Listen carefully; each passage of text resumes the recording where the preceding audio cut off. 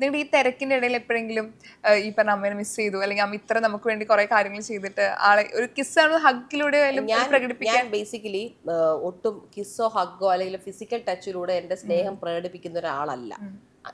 അശ്വിൻ്റെ അടുത്താണ് ഞാൻ, അല്ലാതെ ഞാൻ ആരോടും അങ്ങനെ എൻ്റെ പ്രവൃത്തികളിലൂടെയോ അല്ലെങ്കിൽ സംസാരത്തിലൂടെയോ എവിടെയെങ്കിലും അത് എനിക്ക് അവരുടെ മുമ്പിൽ ഇരുന്നും പറ്റില്ല. എനിക്ക് അവരില്ലാത്തപ്പോഴേ അത് പറ്റത്തുള്ളൂ. ഇപ്പൊ അമ്മൂനെ ആയാലും ഇഷാനി ആയാലും ഹൻസിക്കായാലും അവരിയ്ക്കുമ്പോൾ എനിക്ക് നിങ്ങൾ ചക്കരയാണ് തേനാണ് മുത്താന്നോ എനിക്ക് പറയാൻ പറ്റില്ല.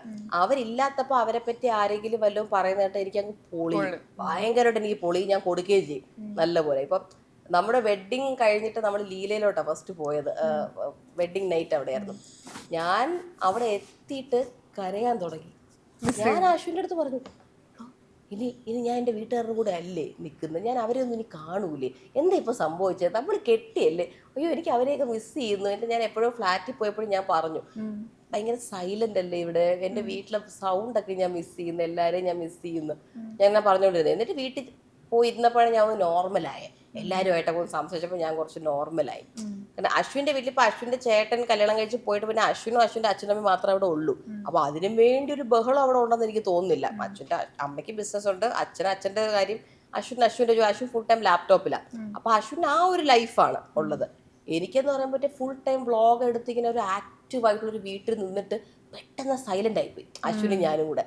അപ്പം എനിക്ക് അതൊക്കെ ഞാൻ അശ്വിൻ്റെ മുമ്പിൽ വെച്ച് എക്സ്പ്രസ് ചെയ്തിട്ടുണ്ട് പലതും. ഇങ്ങനെ കരഞ്ഞോ എനിക്ക് അവരെയൊക്കെ മിസ് ചെയ്യുന്നുണ്ട് എന്നുള്ള പോലെയൊക്കെ ഞാൻ പറയും. പക്ഷെ അല്ലാതെ ഞാൻ ഇവരുടെ മുമ്പിൽ അങ്ങനെ വീഡിയോ കണ്ടിട്ടുണ്ടായിരുന്നോ? സ്മോൾ ഗേൾ നമ്മളൊക്കെ ഇപ്പോഴും കൊഞ്ചിച്ചോണ്ടിരിക്കുന്ന ഒരാളാണ്. അമ്മ പോലും അവളെ കൊഞ്ചിക്കാറുണ്ട്. അവളെ ഇപ്പോഴും ബേബി ആയിട്ട് നമ്മൾ, കാരണം അവൾ എന്നെക്കാൾ ഓൾമോസ്റ്റ് 8 വയസ്സ് ഇളയതാ. അപ്പൊ എനിക്ക് അവള് ചെറുതാ ഇപ്പോഴും. അപ്പൊ അമ്മ അവളെ കൊഞ്ചിക്കുന്നോണ്ട് ആ കൊഞ്ചിക്കലിന്റെ ഇതിൽ അവൾക്ക് ഹഗ് ചെയ്യാനും കിസ് ചെയ്യാനും ഒക്കെ ഇഷാനിയും അമ്മേനെ നല്ല ഹഗ് കിസ്സൊക്കെ ചെയ്യും. അമ്മു അങ്ങനെ ചെയ്യുമോ? ഇല്ലല്ലോ, ഇല്ല, അമ്മു ചെയ്യുന്നത് ഞാൻ കണ്ടിട്ടൊന്നുമില്ല. എനിക്ക് എന്റെ സിബ്ലിങ്സിലെ ഹൻസൂനെ മാത്രമാണ് കെട്ടിപ്പിടിക്കാനും ഉമ്മ വെക്കാനും ഒക്കെ പറ്റുന്നത് കുറച്ചെങ്കിലും. കാരണം അവളെ ഞാൻ എടുത്തോണ്ട് നടന്നിട്ടുള്ള എനിക്ക് പറ്റും. ഇഷാനി അമ്മു ഒക്കെ അടുത്തൊന്നും ഞാൻ പറയും. എനിക്ക് അവരെ ഇഷ്ടമുള്ളത് എനിക്ക് അങ്ങനെ കാണിക്കാൻ പറ്റത്തില്ല. അശ്വിനും അങ്ങനെയാ, പേരൻസിന്റെ അടുത്ത് അങ്ങനെ. അല്ല സംഭവം എന്താ എനിക്ക് അറിഞ്ഞൂടാ. നമുക്ക് എന്താ ഈ കെട്ടിപ്പിടിച്ച അത് ശീലിച്ചിട്ടില്ല. നമ്മളായാലും അങ്ങോട്ടായാലും നമ്മുടെ വീട്ടിലെ ഏറ്റവും അത് അങ്ങനെയാ. നമുക്ക് ഒരു ഫോർമാലിറ്റീസോ അങ്ങനത്തെ കാര്യങ്ങളൊന്നുമില്ല. ഈ ബർത്ത്ഡേ ആ കേക്ക് വെട്ടണം, അതൊക്കെ ഒരു കൂടി പോയ ഒരു പായസമൊക്കെ വെച്ച് നമ്മൾ ആക്ച്വലി ഇത് ചെയ്യും. പിന്നെ ഐ ലവ് യു അങ്ങനെ മീൻസ് അമ്മയുടെ അത് എന്താ ഈ ബുക്കിലൊക്കെ ഉള്ളൂ. നമ്മൾ 90s കിഡ്സ് അല്ലേ, നമ്മൾ അങ്ങനെ അത് നമ്മൾ ആലോചിച്ചിട്ടേ ഇല്ല. ഞാൻ തോന്നുന്നു 2000 അങ്ങനെ ഞാൻ പറഞ്ഞു നമ്മൾ 90s കിട്ടല്ലോ. ഞാൻ നമ്മളെന്ന് പറയുമ്പോ നമ്മളല്ലേ അങ്ങനെ ഓക്കെ നമ്മളല്ലേ നമ്മുടെ രണ്ടുപേരുടെയും way of living was extremely different. എന്റെ ഒരു ലൈഫ് വീടേ വേറെ, എന്താ പറയാ ഒരു മോഡേണൈസേഷൻ എന്ന് പറയുമ്പോൾ മോഡേണൈസ്ഡ് ആയിട്ടുള്ള ലൈഫ് പോലെ ഈ ഹഗ് മറ്റു കാര്യങ്ങളൊക്കെ എന്തെങ്കിലും നമുക്ക് എന്താ നമുക്ക് എന്തെങ്കിലും ഉണ്ടെങ്കിൽ നമ്മൾ അങ്ങനെ ട്രഡീഷണൽ വേ ഓഫ് ലിവിങ് ആയിരുന്നു കൂടുതലും. അശ്വിന്റെ ഫാമിലിയിൽ ഇപ്പോഴും എല്ലാവരും ഫുഡ് കഴിക്കുന്നത് പോലും പണ്ടത്തെ സ്റ്റൈലില്ല, തറയിലിരുന്ന് ചമ്മടം മുട്ടി. അത് ആക്ച്വലി ബോഡിക്ക് ഭയങ്കര നല്ലതെന്ന് എനിക്കറിയാം. ഇപ്പൊ എന്റെ അച്ഛൻ പോലും ചോദിച്ചു കഴിഞ്ഞാൽ അച്ഛൻ പറയും ആ തറയിരുന്ന് കഴിക്കാൻ പറയും. പണ്ട് നമ്മളോടൊക്കെ പറയുക. എന്റെ ഇപ്പത്തെ നടുവേനെ വെച്ച് ഇരുത്ത് കൊടുത്താലും മതി, പിന്നെ ഞാൻ എണീക്കൂല, എന്നെ ആരെങ്കിലും നമുക്കത് ശീലിച്ചിട്ടില്ല. അപ്പൊ ഞാൻ ഇവന്റെ വീട്ടിൽ പോകുമ്പോഴൊക്കെ ഞാൻ പറയാം, അങ്കിൾ എനിക്കൊരു കസേര തരും, എനിക്ക് തറയൊന്നും കഴിക്കാൻ പറ്റൂല. അങ്ങനെ ഞാൻ സോഫയിൽ കൈയും കാലൊക്കെ പൊക്കി കയറ്റി വെച്ച് ഞാൻ അവിടെ നിന്ന് കഴിക്കും. ഇവ എന്റെ കൂടെ ഉള്ളപ്പോഴും ഞാൻ അവന്റെ വീട്ടിൽ നിൽക്കുമ്പോഴൊക്കെ ഇവൻ പലപ്പോഴും സോഫയുടെ താഴെ അല്ലെങ്കിൽ താഴെ ഇരുന്ന് കഴിക്കുമ്പോൾ ഞാൻ സോഫ ഇരുന്ന് കഴിക്കുന്നത്. ഞാൻ സോഫ ഇരുന്നാൽ പോലും ഇവ സോഫ ഇരുന്ന് കഴിക്കത്തില്ല പലപ്പോഴും. കഴിക്കാനാണ് ഇഷ്ടം. ഞാൻ സ്പൂൺ വെച്ചാണ് തിന്നണേ. ഞാനത് പറഞ്ഞേ ഉള്ളൂ. കുറച്ചുകൂടെ മോഡേൺ എന്നെ സംഭവിച്ചു നോക്കുമ്പോ ഓസി എന്നെ അതാണ് ഞാൻ സൗത്ത് പോലെ നമ്മുടെ മറ്റേ സ്റ്റേക്ക് മറ്റേ കാര്യങ്ങളൊക്കെ. എനിക്കാണെങ്കിൽ ആ സ്ഥലം കാണുമ്പോ തന്നെ ഇഡ്ഡലി ദോശ. ഐ ലവ് എന്റെ ഫേവറേറ്റ് ഫുഡ് ചോറും കറിയൊക്കെ തന്നെയാണ്. പക്ഷെ എനിക്ക് ഇതുപോലത്തെ സ്റ്റേക്ക് ഐറ്റംസ് ഒക്കെ കിട്ടിയാലും ഞാൻ കഴിക്കും. ഗ്രിൽ ചിക്കൻ അതൊക്കെ ഞാൻ കഴിക്കും. അതൊന്നും പറ്റൂല. അത്ര പോലും സ്റ്റൈലിഷ് ഫുഡ്, ബർഗർ, പിസ്സ അതൊന്നും പറ്റൂല. അതൊക്കെ എനിക്ക് ഇഷ്ടമാണ്. അത് പറ്റില്ല. പിന്നെ ഈ റെസ്റ്റോറന്റ് ഒക്കെ ഭയങ്കര സൈലന്റ് ആയിട്ട് അങ്ങനെ ഒന്നും ഇരിക്കാൻ പാടില്ല. ഡിന്നർ നൈറ്റ് ഇല്ലേ, അതൊക്കെ എന്റെ കൂടെ വരും എനിക്ക് ഇഷ്ടമുള്ളത് കൊണ്ട്. കാരണം എനിക്ക് ബഹളമുള്ള സ്ഥലങ്ങൾ ഇഷ്ടമല്ല, ഒട്ടും ഇഷ്ടമല്ല. അതായത് മറ്റേ ഇങ്ങനെ നമ്മുടെ ബഹളം ആസിൻ മറ്റേ പബ്ബ് പോലത്തെ ബഹളം അത് ഇവനും ഇഷ്ടമല്ല, എനിക്കും ഇഷ്ടമല്ല.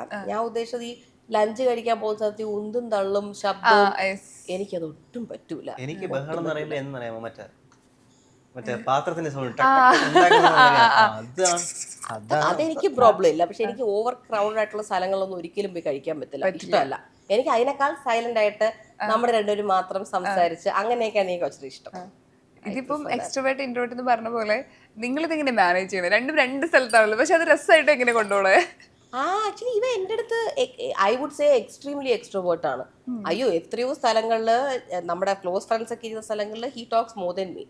ഞാൻ ചില സമയത്തൊക്കെ പറയും എന്നെ എംബാരസ് ചെയ്യാതെ മിണ്ടാതിരിക്കും. സംസാരിക്കും. എന്റെ ഫ്രണ്ട് അഞ്ജലി ലൈക്ക് നമ്മുടെ രണ്ടുപേരുടെയും ബെസ്റ്റ് ഫ്രണ്ട് പോലെ. അഞ്ജലിന്റെ അടുത്തൊക്കെ ഇവൻ ഭയങ്കര ഓവർ സംസാരമാണ്, ഭയങ്കര സംസാരമാണ്. ചില സമയത്തൊക്കെ ഞാൻ ഭയങ്കര സൈലന്റ് ആയി പോകും ഇവന്റെ മുമ്പിൽ. ഇവ അത്ര സംസാരിക്കും. ഇവൻ അല്ലാതെ പബ്ലിക്കിലോട്ട് കൊണ്ടിങ്ങനെ ഇടുമ്പോ ഒരു ആംബിവേർട്ട് പോലെ ഇരിക്കുന്നേ ഉള്ളൂ. അല്ലാതെ he talks more than me. എന്നെക്കാൾ ഭയങ്കര നാക്ക. അതിൽ രണ്ട് കാര്യങ്ങളുണ്ട്. ഒന്ന് എന്ന് പറയുമ്പോ എന്തോ പറയാൻ പോകുന്നു വലുത്. വ്ളോഗ് ഒക്കെ എടുക്കാൻ നേരത്തുണ്ടല്ലോ, അത് സത്യം പറഞ്ഞാൽ അപ്പോഴല്ലേ നിങ്ങൾ ആക്ച്വലി പറയുന്നത്. ഞാൻ ഭയങ്കര ഈ വ്ളോഗ് എടുക്കാൻ നേരത്തെ അത് ഓസി ടോക്കീസ് ആണ്, മനസ്സിലായി? അത് പുള്ളിക്കാരുടെ ഒരു യൂട്യൂബ് ചാനലാണ്.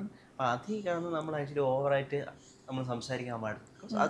അത് അവരുടെ ചാനലാണ്, അത് അവർ സംസാരിക്കുക, നമ്മൾ സപ്പോർട്ട് മാത്രമേ ചെയ്യാവുള്ളൂ. നമ്മൾ ഭയങ്കര ഓവർഡു ആക്ച്വലി നമ്മൾ ഒരിക്കലും ചെയ്യാൻ പാടില്ല. ബിക്കോസ് അത് അവരുടെയാണ്.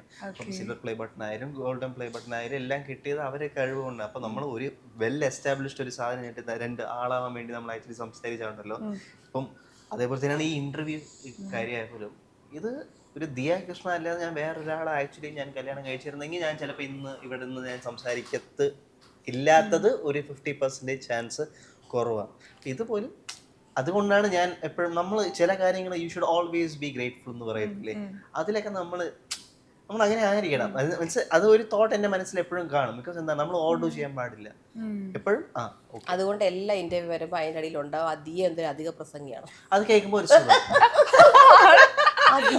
ബോസിയാണ് അശ്വിൻ, എന്തൊരു പാവം, അവക്കൊന്ന് വാ അടച്ചൂടെ, അവരെ ഒന്ന് സംസാരിക്കാൻ. കാരണം സത്യം പറഞ്ഞാൽ ഇതാണ്, ബിക്കോസ് പുള്ളിക്കാരിക്കാരനാണ് ഇത് വന്നത്. അതുകൊണ്ട് നമ്മൾ ഒരു സ്പേസ് നമ്മൾ ആക്ച്വലി കൊടുക്കുന്ന പോലെ ആയത്. അത്രയും നമുക്ക് ഇപ്പൊ ഈ സമാധാനം പോകും നമ്മൾ പറഞ്ഞില്ലേ, പൈസ കുറെ ഉണ്ടായാൽ നമുക്ക് ആക്ച്വലി സമാധാനം പോകും. എന്താണെന്നാണ് പൈസ ഒന്നും അല്ല, നമുക്ക് ഏറ്റവും വലുത് സമാധാനമാണെന്നൊക്കെ ആൾക്കാർ ഇങ്ങനെ പറയും. ശരിയാണ്, ഓവറായിട്ട് അങ്ങനെ ആക്ച്വലി ഇരുന്നാൽ ചിലപ്പം ഇതാണ്. പക്ഷെ അത് ഇല്ലെങ്കിൽ ഞാൻ പറഞ്ഞില്ലേ, അത് ഭയങ്കര സമാധാനം ഇല്ല, അത് ഇല്ലെങ്കിൽ ഭയങ്കര പ്രശ്നമാകും. എന്നുവെച്ചാൽ നമുക്കത് അതുപോലെ തന്നെയാണ് ഇതെന്ന് വെച്ചാൽ എൻ്റെ ലൈഫ് ഒരു സാധാരണ ഒരു ലൈഫായിരുന്നു. ഈ പ്രൈവസിയൊക്കെ പറയുന്നതൊക്കെ അതൊക്കെ വലിയ വാക്കുകളാണ് ആക്ച്വലി. എനിക്ക് ആക്ച്വലി പറയാൻ നേരത്ത് അത് ഒരു റോ ആയിട്ട് ആക്ച്വലി പറയുവാണെങ്കിൽ ആർക്കും വേണ്ട. ഞാൻ പറഞ്ഞില്ലേ, സ്കൂൾ ഡേയ്സ് ആയാലും അശ്വിൻ ഗണേഷ് ഒന്നുമില്ല അല്ലായിരുന്നു, അത് അശ്വിൻ ജി എന്നായിരുന്നു എൻ്റെ പേര്. First of all Ashwin G ഉണ്ടായിരുന്നു, ഈ ലോകത്തുണ്ടായിരുന്നു, വരുന്നു പോകുന്നു, ഒരു എക്സിസ്റ്റ് അല്ലായിരുന്നു. എല്ലാവരും ശ്വാസം ഉണ്ടായിരുന്നു. അശ്വിൻ ഉണ്ടോ ഇല്ലയോ അറിയത്തില്ല, ആർക്കും അത് അറിയത്തില്ല. അതായത് മീൻസ് ഞാൻ പറഞ്ഞ പോലെ തന്നെയാണ്. ഞാൻ പറഞ്ഞില്ലേ, ഓമി നമുക്ക് നല്ല രീതിയിൽ മോഡൽ എല്ലാവരും കാണാൻ കൊള്ളാണെന്ന് അങ്ങനെയൊക്കെ പറഞ്ഞു. ബിക്കോസ് അത് എന്തുകൊണ്ട് ഞാൻ പറഞ്ഞുതരാം.